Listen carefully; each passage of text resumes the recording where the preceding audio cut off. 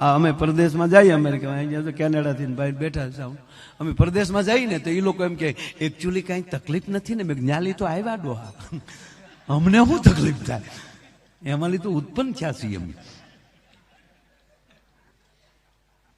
અને હકીકત છે ને ભાઈ, આમાં મને હું નાનપણથી જોતો આવું બાપુ કે હારું કારે સુખી થઈ જાય ને કારે દુઃખી થઈ જાય.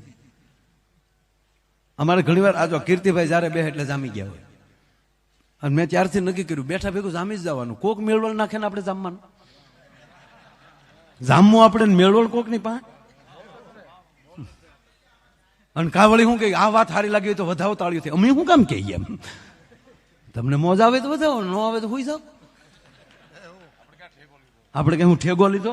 અને હંમેશા કહું બાપુ કે કોકે મેળવણ નાખીને જમ્યા હોય ને પાછું વાટે રહેવું પડે. કોક મંથન કરે તો માખણ નીકળે, નકર દોડવા થઈ જાય. હમણાં કીર્તિદાનભાઈ બહુ એક બે વાતો સારી કરે છે, આમ તો રોજ સારી કરે છે, પણ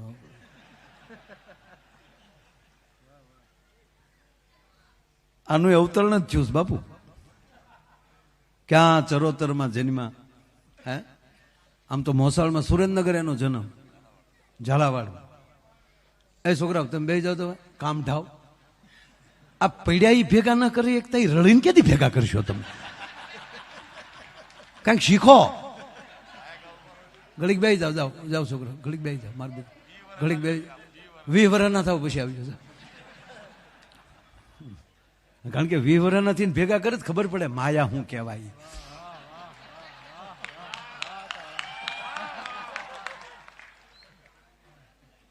બાબુ આ ઘરે ઘરે આ ભસ કલંદર તો ભસ કલંદર છે ખરેખર ભાઈ. અમરીશભાઈ, અમે અમરીશભાઈ એક દી જાતા હતા બાપુ જોડિયા, અને એમાં એણે પ્રશ્ન કર્યો હાર્દિકભાઈ, મને કે માયાભાઈ 60ને દિવસે જ ભગવાન લેખ લખી નાખે વિધાતા બ્રહ્માજી. મેં કીધું હા. મને કે એનું લખેલું કઈ ફરે નહીં, બિલકુલ નહીં.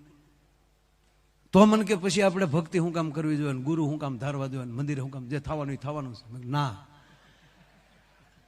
એ લખી નાખે છે, પણ ગુરુ મહારાજની કૃપા થાય તો હેતુ ફેર કરી નાખે છે. પછી મેં એને મારો દાખલો દીધો, મારો ને કીર્તિદાનભાઈ. હું કહું અમારા તો લેખમાં એવા જ લખ્યા હશે ને કે તમારે રોજ રાતે જાગવાનું,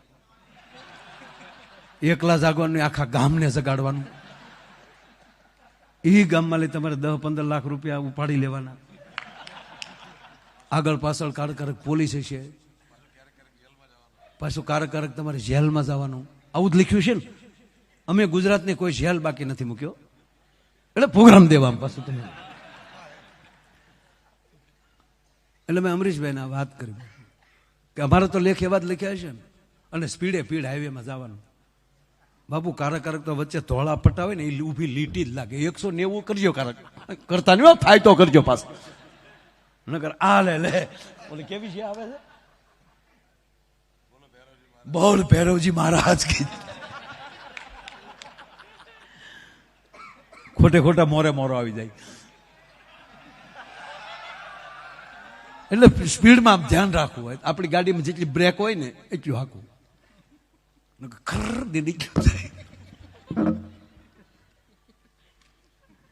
એટલે હું ભાઈને કહેતો હતો કે અમારા લેખ તો એ જ લખ્યા હતા, પણ ગુરુ મહારાજની કૃપા થઈ, હેતુ ફેર થઈ ગયો. આખા ગામને આનંદ કરાવીએ છીએ. જેલમાં પ્રોગ્રામ ને રોજ બોલતા હોય ને બાપુ, એવું બધું બોલાઈ જાય. જેલમાં મારે કહેવાય ગયું સાબરમતી, બરોબર ને ભાઈ, પ્રેમદા બાપુની કથા હતી, મને અમારો પ્રોગ્રામ કે આવું આવો બાબુભાઈ રાખેલ. મારે આવું માહોલ બધો થઈ ગયો, બધા બેઠેલા. 4035 કેદી હતા, મને યાદ છે, જૂનીના નવીના, કાશીના ને પાકીના. એટલે જૂની જેલ ને નવી જેલ ને કાશી કેદ ને પાકી કેદ એમ. પેલા તો એમ કીધું કે કાશીના ને પાકીના. મેં કીધું આમાં એવું છે, અમારે હોય ફળિયામાં જૂનીના નવીના. એક બેને એના પતિને હાથ કર્યો, દોડો જલ્દી આવો. શું થયું? તાકે તમારા દીકરાએ અને મારા દીકરાએ આપણા દીકરાને માર્યો. સાંભળનાર વંડીએ સડી ગયા કે આ નવીન. પછી કીધું કે ભાઈ આમ કેમ? તાકે તમારા દીકરા ને અમારા દીકરા. તાકે એવું નથી ભાઈ, આ ઘરભંગ માણા હતો, એના આગલા બૈરા કોરોનામાં ગુજરી ગયા હતા. તો એ બેનનો એક દીકરો, પછી બીજું ઘર કર્યું, એને એક દીકરો થયો.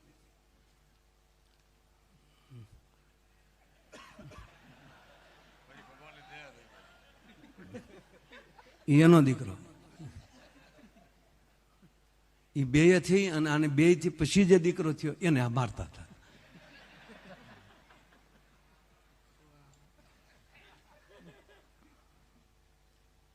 આમાં ઘણી વાર આવું થાય. એટલે જેલમાં પ્રોગ્રામ ને મારે કહેવાય ગયું મિત્રો એવી પવિત્ર જગ્યાએ મળ્યા છે. તો કેદીઓના ડોળા તીરે કોણ લાવ્યો કોણ અહીંયા. મેં કીધું આપણી ગાડી ફગી ગઈ અને સ્ટેરિંગ ઉપર કંટ્રોલ ગુમાવે જાય ને પછી જાય તો જવા દેવાની, વધી વધીને ખેતર આવશે. આપણે મૂળ પરાયણે ડાયાથી લઈ કરવા જાય ને તો ખુખુખુથી ગોથા ખાઈ જાય. મેં કીધું ગાડી ગઈ આપણે. મેં કીધું પાછી નથી વાળવી. નહીં મિત્રો, પવિત્ર જગ્યાએ મળ્યા છે. જેલ એટલે ભગવાન કૃષ્ણની જન્મભૂમિ. ત્યાં તો ઓલા તાળીઓ મળ્યા પડા, ક્યાં બાત હે ક્યાં બાત. એક જણો ઉભો છે, મને કે બસ હો આ મથુરા નથી.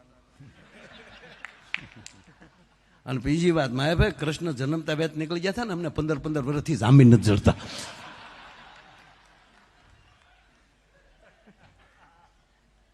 એક ફેક્ટરીમાં આગ લાગી. એક ફેક્ટરીમાં આગ લાગી. એવી આગ લાગી કે કોઈ બારૂદ ન નીકળી શક્યું. કેમિકલની કંઈક હશે, ખબર નહીં. એક વ્યક્તિ બહાર ન નીકળે. પણ એ કંપનીનો માલિક સારો હતો. એ ડાયરેક્ટ મીડિયામાં આવી ગયો કે જાહેરાત કરી નાખું. પહેલા ગળગળો થઈ ગયો. મિત્રો, આ દેશમાં રોતા આવડે ને તોય આગળ વ્યાજ આવ્યો. મીડિયા સમજ. ખૂણામાં નહીં, ખૂણામાં તો કકડાટી કરતા હોય. મિત્રો, આ ફેક્ટરી નહોતી, મારું ઘર હતું. કર્મચારીઓ નહોતા, મારો પરિવાર હતો. એનો કાયદેસર તો જે વીમો મળશે એ હશે, એ મળશે જ. પણ મારી ફેક્ટરી તરફથી, મારી કંપની તરફથી જેણે જેણે જાન ગુમાવી છે એના પરિવારને 51 લાખ રૂપિયા એના ખાતામાં અર્પણ કરવામાં આવશે. અમુક તો રોઈ પીડ્યા કે ભાઈ પૈસાનું શું કરવા, ઘરનું માણસ વહી ગયું. પણ એમાં કોક હોય ને કરડું મગજ આપણા, તોય એમાં કરડા નીકળે. શું કરી લો તમે? આપણી કેસર આંબીનો કેસરનો આંબો હોય, એમાં આપણા આંબામાં 2 ભડદા નીકળે ને તમે શું કરી લો? ઘરની ગાયનો વાસળો જ વાવણીનો હાલે, તમે શું કરી લો? એક બેન જોતા હતા 51 લાખ.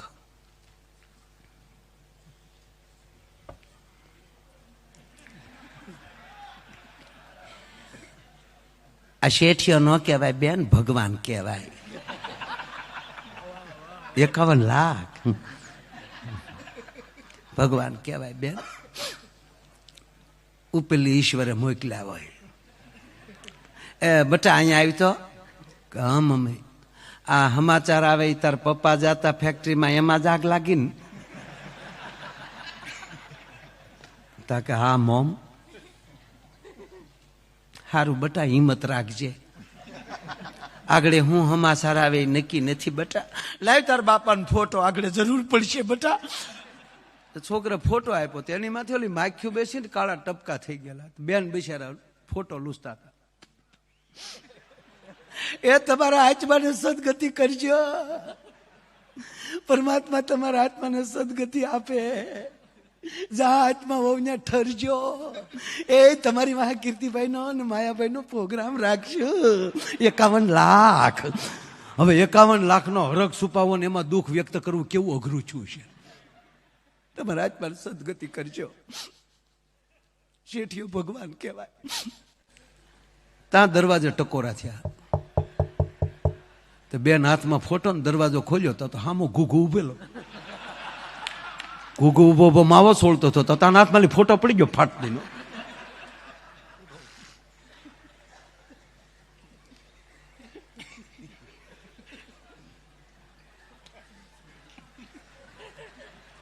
તો લગે શું છે?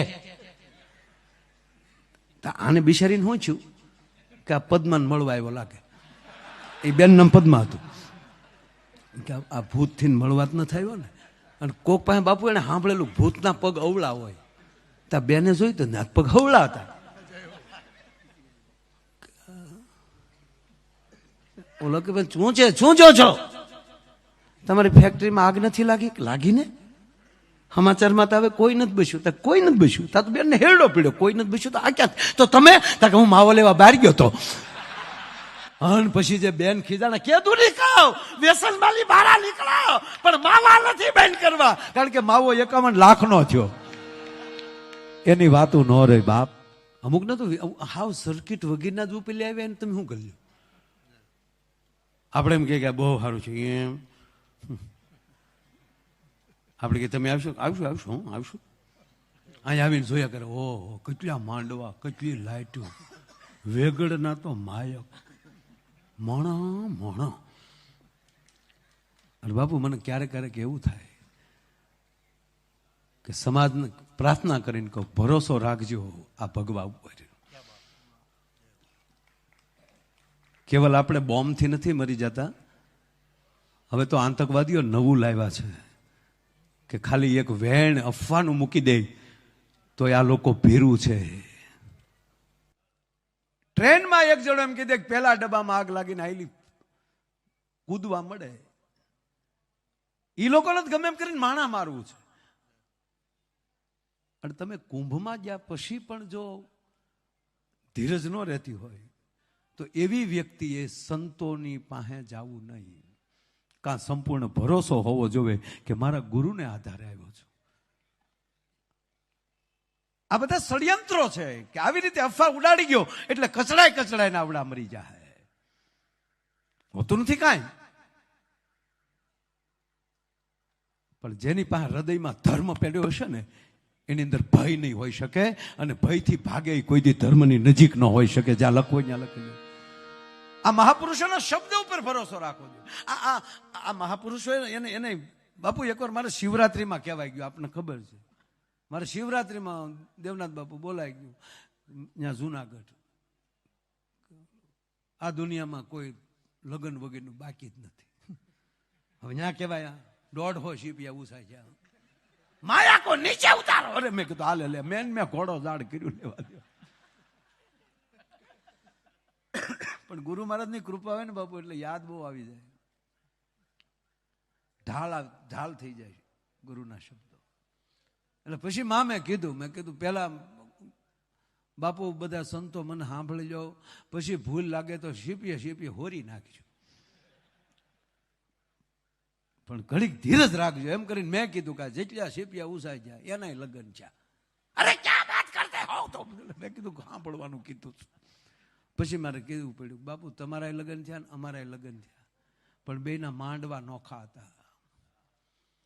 તમારો માંડવો હતો એ સંયમવર કીધો ગુરુના દેશમાં, પરણે શબ્દને સુરતા નાર.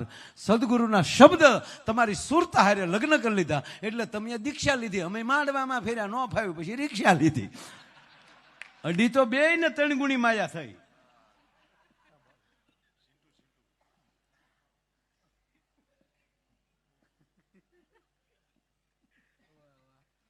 જો આપણે વાળની સ્ટાઇલ બદલાવી શકીએ, આપણે પ્લાસ્ટિક સર્જરીથી મોઢાનો ફેસ બદલાવી શકીએ, અરે સારા ક્લાસ કરીને આપણી હાલ્યું પણ અમરીશભાઈ ફેરવી શકીએ, એફિલિએટ કરીને આપણી સરનેમ પણ બદલાવી શકીએ, પણ સ્વભાવ ન ફરે. એ તો સદગુરુની કૃપા થાય તો. બાકી સ્વભાવ તો અંદર છે ને, કંપની ફિટિંગ છે. એ ગામના કારીગરથી રિપેર ન થાય તો ઈશ્વરે જે કંપનીનો માણસ આવીને આ સંતો છે ને એ ઈશ્વરની કંપનીની બ્રાન્ડો છે, એ આપણને હિરખા કરીએ કે બીજાથી ન થવાય. બીજાની હામાં તો આપણે ઉપાડા લઈ, સ્વભાવ ના બદલે. એટલે હું કહું સ્વભાવ સદગુરુની કૃપાથી બદલે. બાકી હહોના ધંધા હવ જ કરવાના છે. એક બાપુએ કૂતરી પાળી, આ સ્વભાવની વાત ચાલે છે. દમયંતી બેન, બેને જેટલા ફિલ્મોમાં બાપુ, ગુજરાતી ફિલ્મોમાં, એમાંય મને એનું ગમતું ગીત હરિત અને પત લેવાની બહુ ટેવ પડી. ભગત પીપાજીમાં જે દમયંતી બેને ગાયેલું